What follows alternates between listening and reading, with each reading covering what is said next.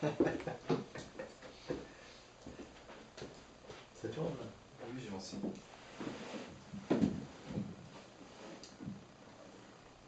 Donc Sarah, tu m'avais parlé d'une expérience qui t'avait marqué dans ton enfance.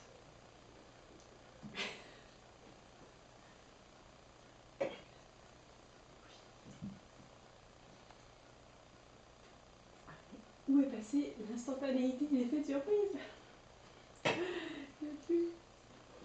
Alors justement, là c'est le moment d'explorer le stade 3 de veille, quand bien même tu découvres à peine. C'est-à-dire que tu te dis, je prends conscience de moi sur le plan émotionnel, motivationnel, sur le plan corporel, sur le plan intellectuel, et je réalise que je transmets pour d'autres êtres vivants qui vont peut-être utiliser ce matériau que je vais transmettre pour vivre une vie plus heureuse. Donc. Dualité. En conscience. Exactement.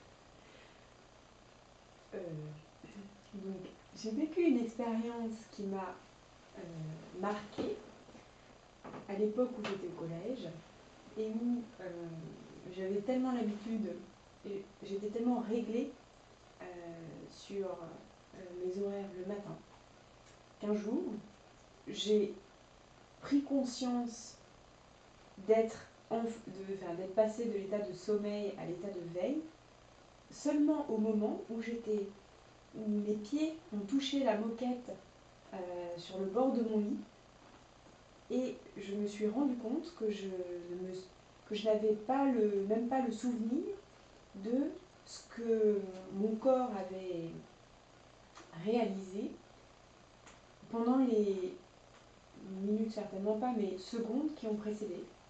C'est-à-dire entre le moment où mon réveil s'est mis à sonner, où je me suis éveillée, où je l'ai éteint, et où j'ai dû repousser les draps certainement.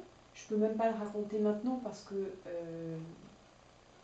c'est vraiment effacé complètement. Et le moment où je me suis redressée dans le lit et où j'ai tourné mes jambes pour les poser enfin sur la moquette.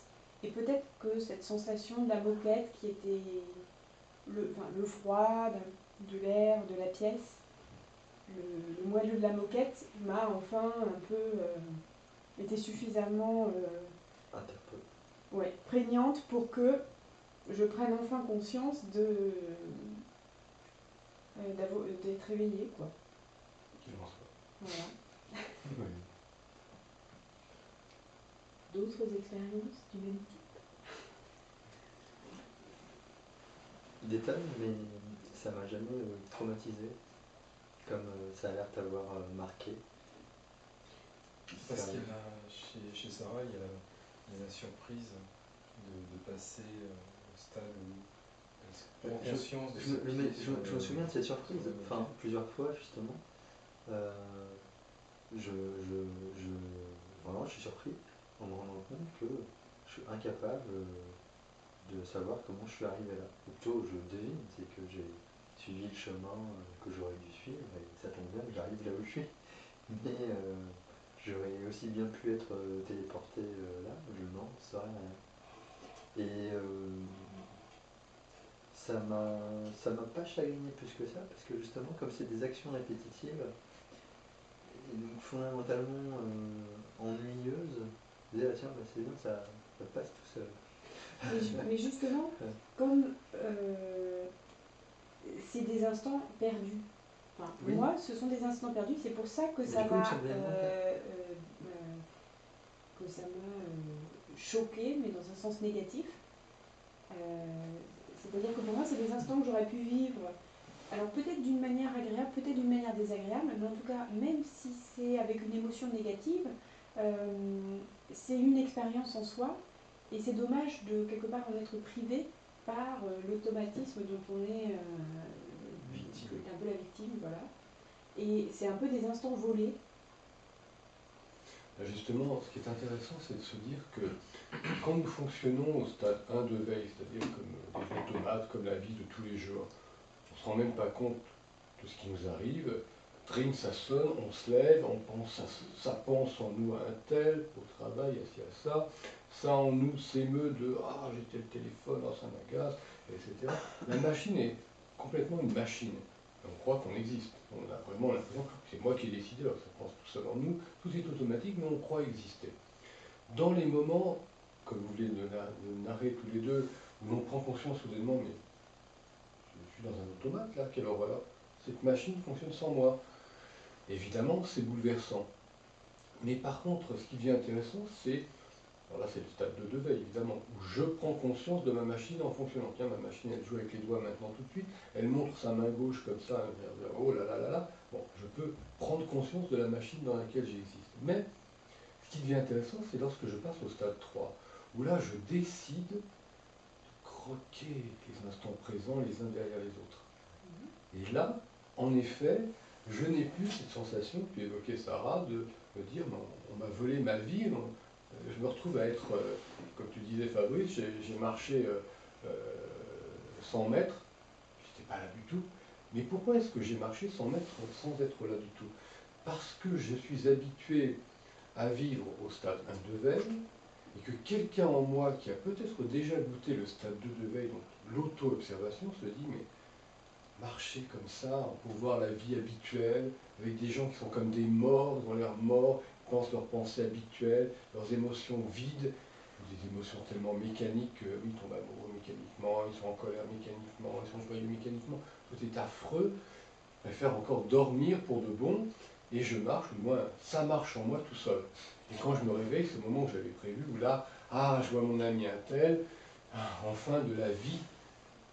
Mais quand nous passons, ça c'est une réaction de stade 2 de veille, mais quand nous avons expérimenté le stade actif, le stade 3 de veille, là, nous sommes expérimentateurs de notre propre vie, comme tu disais tout à l'heure en termes nietzschéens, Fabrice, nous sommes en puissance. Et bien, quand nous avons cette puissance en nous, nous disons, voilà, je marche sur le monde banal, les 100 mètres de marche, les gens sont là, ternes avec leurs idées, sont des automates, ils ne se rendent même pas compte de ce qui leur arrive, mais je vais jouer. Et là, voilà, c'est Danfield qui parle, il m'arrive de croiser des gens et de leur parler, mais concrètement, c'est-à-dire que je sais très bien que je suis là, je vois quelqu'un, par exemple, il y a peu de temps, une femme avec un enfant, et je lui parle de l'enfant, un homme même qui était chez l'épicier, là, et je lui cherche je ne sais plus quel objet pour lui, tout étonné, merci monsieur. C'est-à-dire que dans la vie la plus banale, je mets de la vie, du vivant, c'est-à-dire connexion entre émotion, au sens extérieur, c'est-à-dire motivation, réflexion, voire cogitation, et puis, évidemment, action. Et donc, à ce moment-là, tout ce qui pourrait être strictement banal devient vivant. Tellement vivant, je rends vivant mes 100 mètres de marche. Donc je peux m'octroyer le plaisir de les marcher consciemment parce qu'ils en valent la peine, parce que je vais jouer à ceci, je vais inventer cela, je vais proposer ce lot, parce que ces connexions entre ces réseaux neuronaux, à la fois de sensations, d'émotions, de réflexions dans mon cerveau, et la même réalité en sortie, me permettent d'oser, la mise en puissance me permettent de jouer. Ainsi dont on dit qu'il est toujours joueur, mais finalement c'est ça. Le plaisir de la vie, c'est de jouer. Et jouer avec intelligence, avec émouvance et avec puissance. Quelqu'un qui était ici, et qui était dans un des groupes de travail de neuroconnectique, nous avait raconté qu'elle prenait le bus tous les matins, que tous les matins, donc, elle attendait son bus. Et quand elle a commencé à travailler une neurofonction 3 en l'occurrence, c'était la neurofonction de la vue, elle avait pu voir enfin l'arbre qui était devant elle, à l'arrêt de son bus, et admirer cet arbre, ses couleurs, qu'elle n'avait jamais vues auparavant. Bon, j'avais trouvé ça très beau. La poésie vivante. En fait, c'est ça. En fait, nous sommes devant des arbres, des gens, qu'on ne voit pas. On est aveugle parce qu'on est dans la mécanicité de la routine. Quelqu'un en nous est mort en se disant quoi bon voir, il n'y a rien à voir, quoi bon entendre, il n'y a rien à entendre, quoi bon s'émouvoir, il n'y a pas raison de s'émouvoir. Puis finalement, si on s'y efforce, on commence à découvrir le monde autour de nous. Et si on va plus loin, parce que ça, c'est intéressant, mais au-delà du stade 2 de veille, j'insiste bien, le stade 3, donc au-delà de l'auto-observateur, l'expérimentateur. Oser se dire, ce que je disais tout à l'heure, j'écris avec une main, je vais écrire avec l'autre. Je mange avec une main, je vais manger avec l'autre. Je regarde d'une façon, je peux regarder d'une autre, etc. Au bout d'un moment, on se rend compte à quel point la liberté est en nous, à explorer.